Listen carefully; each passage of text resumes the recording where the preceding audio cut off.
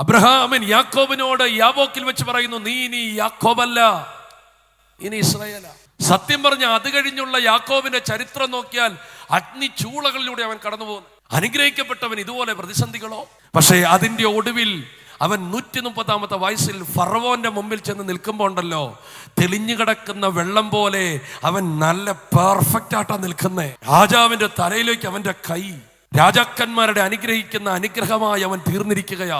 യേശുവിനെ കണ്ടെത്തിയ ശേഷം, യേശുവിന്റെ കൂടെ നടന്ന ശേഷം, യേശുവുമായി അവൻ ജീവിതം തുടങ്ങിയ ശേഷം അവിടെ ഇവിടെയൊക്കെ ചെറിയ ചില പ്രതിസന്ധികളൊക്കെ വരുന്നത് നിന്റെ പടകിനെ മുക്കാനല്ല, നിന്റെ പടകിനെ തകർത്ത് കളയാനല്ല, മറിച്ച് നിന്നെ പണിതെടുത്ത് വാഗ്ദത്തത്തിന് അനുയോജ്യമായ ഏത് അന്തരീക്ഷത്തിന്മേലും കേടുകൂടാതെ തുടരുന്ന ഒരു വ്യക്തിയാക്കി തീർക്കാൻ വേണ്ടിയാണ്.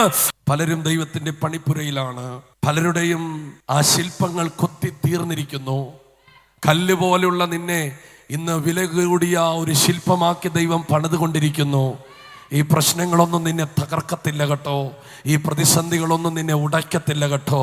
നിന്നെ വിലയേറിയവനും മാന്യനുമാക്കി തീർക്കാൻ ദൈവം ഇതിനെ ആമേൻ ഉപയോഗിക്കുമെന്ന് ഞാൻ പരിശുദ്ധാത്മാവിൽ ഒരു ദൂത് പറഞ്ഞാൽ അതിന് എത്ര പേര് ആമേൻ പറയും?